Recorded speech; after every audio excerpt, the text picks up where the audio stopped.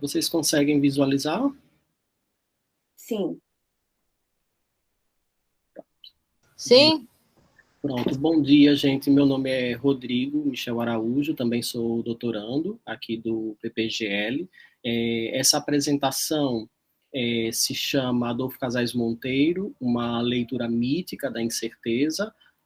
Vale destacar que esse artigo, que ora aqui apresento, foi fruto de uma disciplina, de uma conclusão de disciplina, Estudos em Literatura e Mito, disciplina ministrada pela professora Ana Leal, e trata desse autor, né, que também é o objeto pesquisa, que eu submeti como projeto de tese, ou seja, é um autor que eu vou me dedicar nos próximos 4 anos de investigação, que é o Adolfo Casais Monteiro.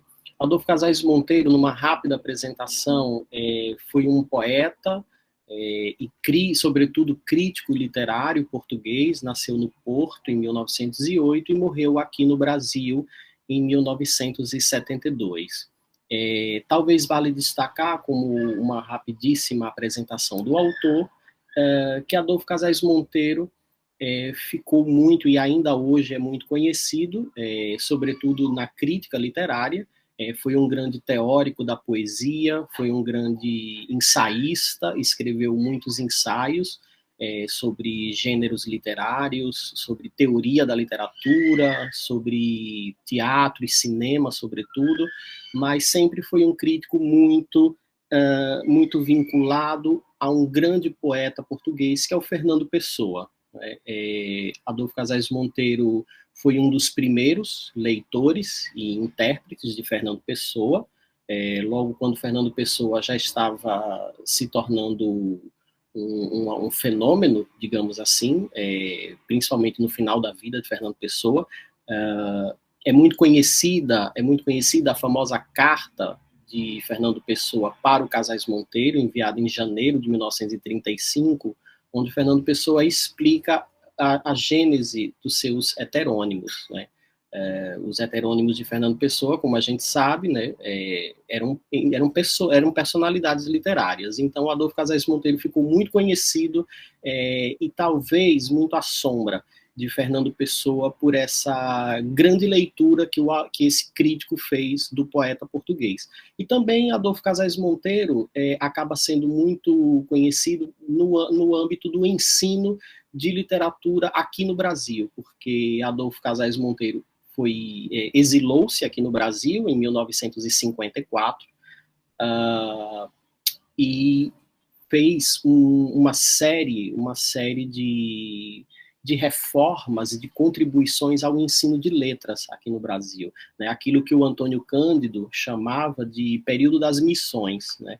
Como a nossa universidade pública estava se desenvolvendo, né, a partir da década de 40, então, em 1954, Adolfo Casais Monteiro vem para o Brasil e constrói, né, planeja o curso de letras na Faculdade de Letras da Universidade Estadual de São Paulo, a Unesp.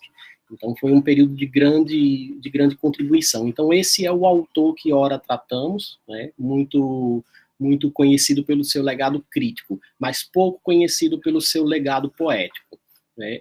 Adolfo Casais Monteiro escreveu 9 livros de poesia, e o primeiro livro de poesia de Adolfo Casais Monteiro é de 1929.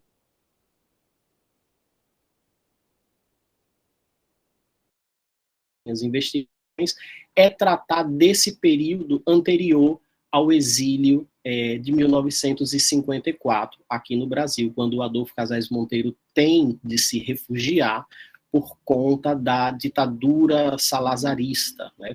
Só lembrando, Portugal tem o primeiro golpe ditatorial em 1926, e em 1933 começa a efetivar-se uma ditadura salazarista. Então, ficou impossível para Adolfo Casais Monteiro trabalhar em Portugal, então ele se exila.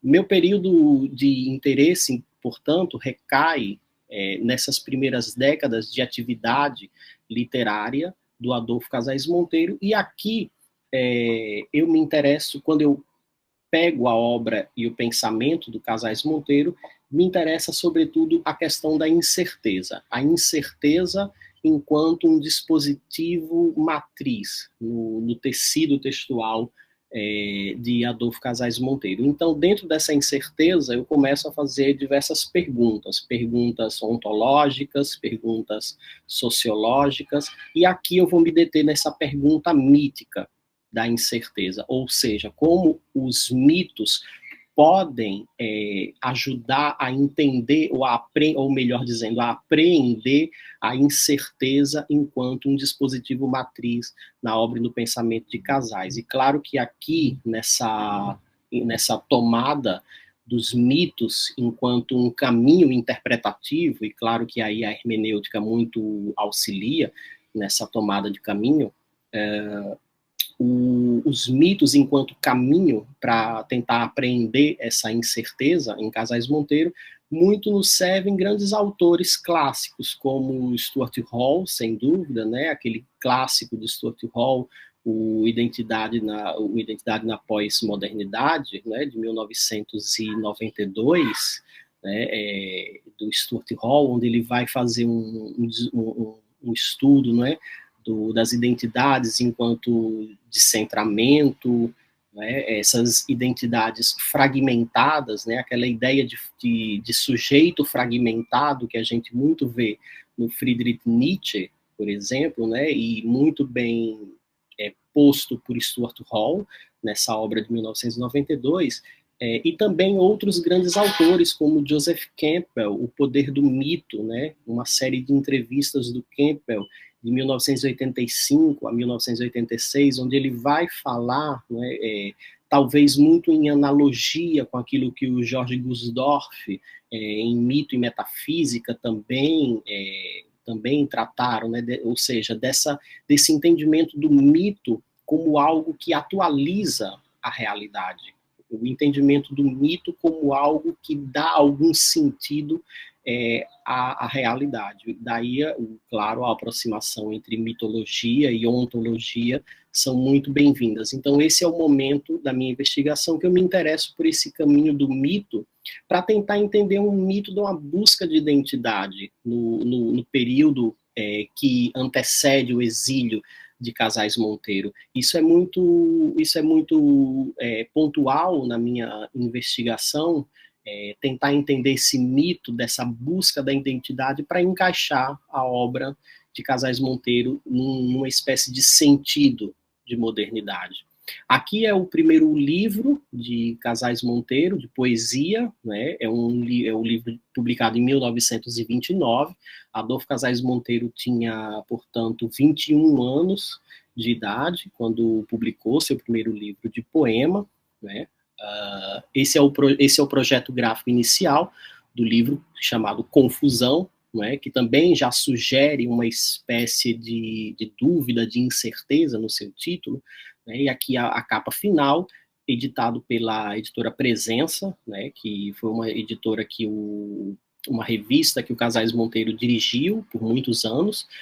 E aqui eu me concentro, sem dúvida, na minha investigação, em tentar entender como é que o Adolfo Casais Monteiro, já a partir da sua primeira obra, de 1929, Confusão, como é que esse autor vai, digamos, perfilar no seu tecido poético uma inconformação com a realidade e também com o seu próprio país. Claro que aqui o autor está em consonância com o editorial da revista Presença, que ele próprio dirige. Muitos autores também começam a se aproximar em torno de Casais Monteiro, nessa inconformação com a realidade, né? Nós temos aí outros autores, como José Régio, o João Gaspar Simões, muitos autores que vão também compactuar, compartilhar essa visão desencantada do mundo. Então, o que eu tento argumentar na minha investigação é que a incerteza tomada sob uma perspectiva mítica, ela não é um dado que se dá apenas na década de 50, quando o autor resolve se exilar aqui no Brasil, né? Essa é uma questão que já está posta, primeiramente, a partir de um sentimento estético, na primeira obra, Confusão. Então, eu olho para os poemas de confusão de Casais Monteiro e tento neles já descortinar esse sentimento estético que despoleta essa incerteza enquanto expressão mítica. Então, está aqui o meu argumento principal no meu texto, né, já na década de 20, esboçar essa incerteza enquanto dispositivo estético que fermenta a tomada ética da incerteza que vai se desenhar na obra e no pensamento de Casais pós 1954, quando ele, de fato, se exila aqui no Brasil. Devo destacar também que Casais Monteiro sempre foi um autor que primou pela liberdade, e pela liberdade no seu pensamento. Claro que isso nos sugere já uma tomada de escrita enquanto um devir ético, né? Então, o Adolfo Casais Monteiro sempre primou por essa liberdade. A Sofia de Mello Breiner costumava dizer que o Casais Monteiro é um autor que gosta de escrever sem prudência, porque na época da ditadura o que mais eles tinham que fazer era ter prudência, e o Adolfo Casais Monteiro não gostava dessas prudências, por isso que ele tem que se exilar no Brasil para poder ter liberdade. Não só o Casais Monteiro, mas muitos outros autores portugueses e intelectuais portugueses se exilaram no Brasil para exercer essa liberdade ou uma tentativa de contornar essas incertezas, né? Basta lembrar de Jorge de Sena, poeta também, e Jaime Cortesão, um grande historiador intelectual português, que também vieram nesse mesmo destino. Aqui eu trago apenas uma citação do Carlos Leone, para corroborar essa ideia de que o exílio ele não é apenas um dispositivo político no cultural português, ele também pode ser manifestado por um sentimento estético. Vamos ver o que o Carlos Leone, que é um dos grandes intérpretes de Casais Monteiro, né, o que o Carlos Leone nos diz. É pelo menos possível interpretar o século XX português como o da europeização da sociedade portuguesa em função de uma modernidade a que verdadeiramente se acedeu por consequência do exílio em números nunca antes verificados e por pressão externa. O que o Carlos Leone está querendo dizer é que o século XX português pode ser entendido sob a ótica do exílio, ou seja, você só vai compreender o século XX de um ponto de vista cultural e literário, obviamente, mas também político, se você se exilar, que é mais ou menos o que o Adolfo Casais Monteiro vai dizer em 1956, num artigo de opinião chamado Crítica e Filosofia. Ele vai dizer o seguinte: o pensamento português está mais vivo nos seus escritores, os poetas sobretudo, do que de quaisquer filósofos. Estes, de Francisco Sanches a Verney, foram realmente estrangeirados. Logo parece ter sido sempre condição imprescindível do seu amadurecimento.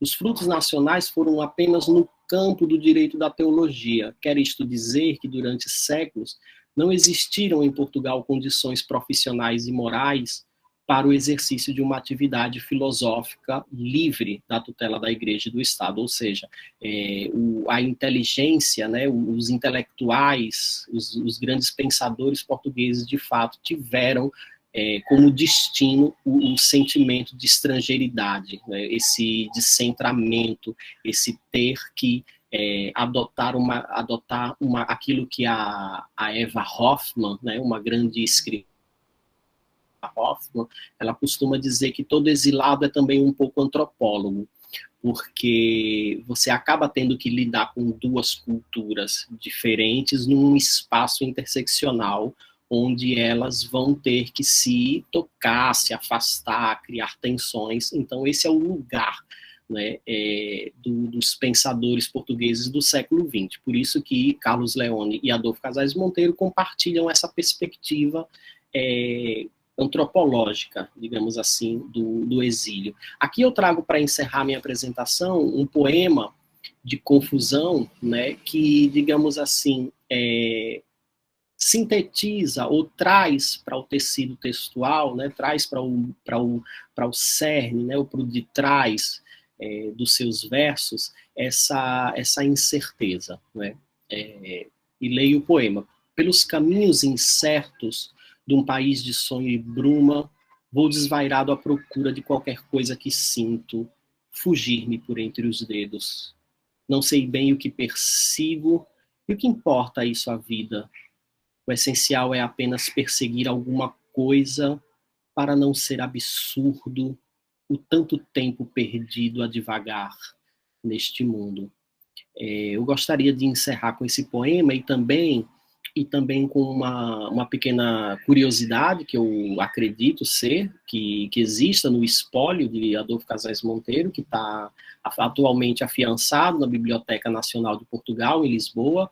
Todo o espólio de Adolfo Casais Monteiro está lá, muita coisa não, mas existe uma quantidade considerável de textos que ainda estão inéditos no espólio de Casais Monteiro, e para mim é um fato muito curioso, na pasta do espólio de Casais Monteiro, ter esse pequeno poema inacabado, né, que é o que eu chamo de poema que nunca existiu, que é um poema que se chama A Peregrinação Alucinada. Né. Então, o Casais Monteiro não chegou a fazer esse poema, apenas dedicou um título, A Peregrinação Alucinada, e no verso da página em branco, no verso da página, né, ou seja, em oposição ao título, ele apenas escreveu em mim.